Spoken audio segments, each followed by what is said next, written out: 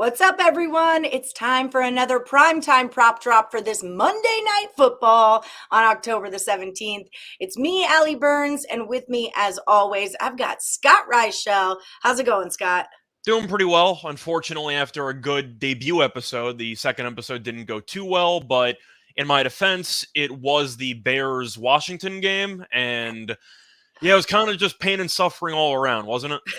It was, and we all knew it was going to happen that way too. I mean, everyone kind of set ourselves up for this is going to be the worst game ever, and there was so much hype into it that I was like, this might be the best game ever. No, it was the worst game ever. Yeah, unfortunately for me, I actually tried to view one game script mostly, and it just did not happen at all. So a lot of the things that I thought would happen didn't exactly work out. But either way, it was competitive, but just an awful game of football. And now we got the Broncos. So I don't know if that's an upgrade or not, but we'll see what happens. Yeah, so we're going to be talking the Broncos at the Chargers. If you guys haven't seen the show before, we're not giving you a pick on the side or the total. We're going to give you 5 player props that go on throughout the game. All right. So before we get started, if everyone could just like, share, subscribe, ring that bell for notifications. That way you'll get notified every time that we go live or post a new round of free picks for you. Also, don't forget about our sponsor, FanDuel. Boop, boop, right there. They've got a no sweat first bet up to $1,000. The link is in the description of this video. Find it, click it, and get yourself hooked up. And by the way, if you're in the state of Ohio, just for downloading the app early, they're going to drop $100 into your account. So definitely worth checking out, Ohioans. Ohio. That's what I got. Okay. So Broncos at the Chargers. Chargers are a -4.5. The total's 45.5. Let's talk about some points here. Scott, what's your first prop?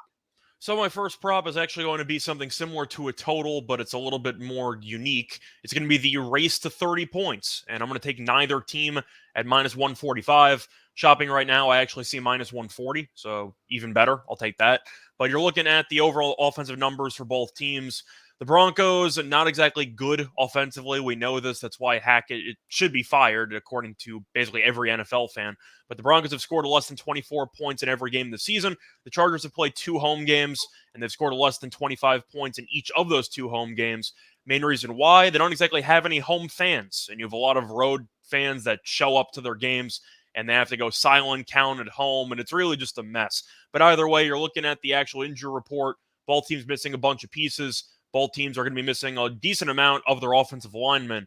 I don't exactly see either quarterback having much time in the pocket. And even though Herbert has been good this season, Wilson not so much. I do think the Chargers' bad offensive line mixed with Denver's very good defensive line and secondary will keep them in check, especially since they had 10 days off to prepare since they played last Thursday.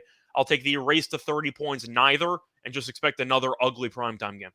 Yep, I was going to say the same thing. That the best part about this bet is it just fits into the primetime under trend that has been so thick for the whole entire season. So I love this one. Race to 30 points neither. Now, talking about Russell Wilson and Justin, we've got a Justin Herbert prop. What are you saying?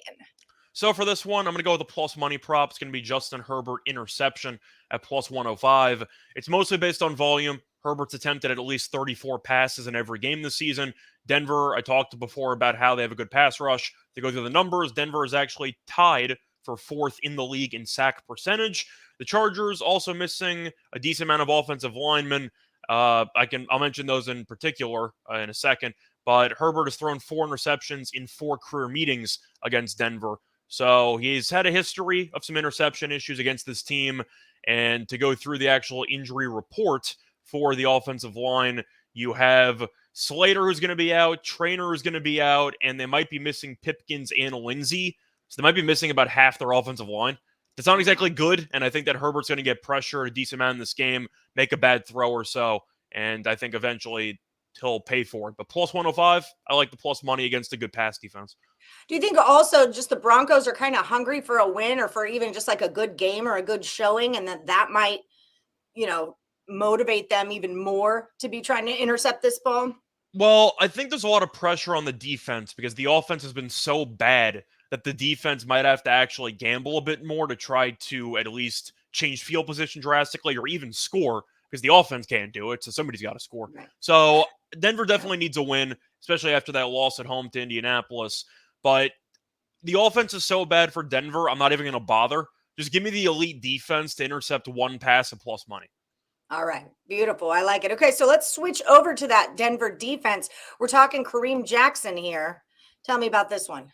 So I'm going to go with over 5.5 tackles for Jackson. Looking at his numbers this season, he has recorded at least 6 tackles in each of the last 4 games. And Denver's defense has also been banged up, mostly linebacker Josie Jewell, who just so happens to be the leading tackler on this team. He's averaging, he currently has 30 tackles in the season. Jackson is second on the team in 29. But since Jewell's out, you have more tackles than everyone else. And Jackson, based on the season numbers, is going to play every snap because he's missed 0 snaps this season defensively. Plays every snap, so there should be a lot of volume involved. And to go through some past meetings, Jackson has recorded at least 6 tackles in 4 of the last 5 meetings. I think he goes over. All right. So we got one on the score. We got one on the offense. We got one on the defense. Let's talk about field goals. So for this one, I'm going to go with the longest field goal made prop, and I'm going to go with the Broncos minus 110. It's very random, but there's a reason why I like it, or a couple reasons. For starters, Denver actually attempts a lot of field goals, while the Chargers do not.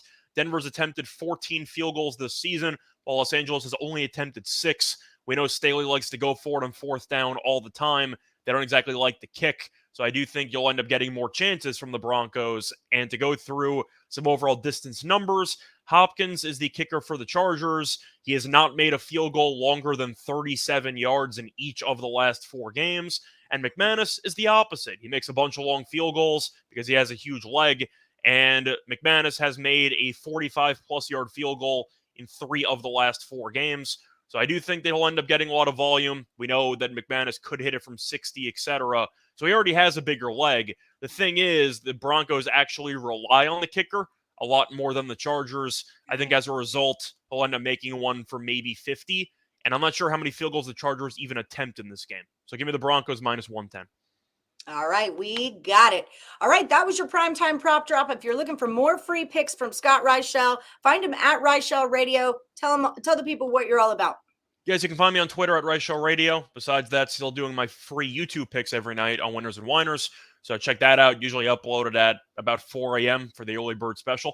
Besides that, though, still doing, of course, the primetime prop drop, still dropping in and crashing on Morningwood every Friday. Also did Total Chaos for college.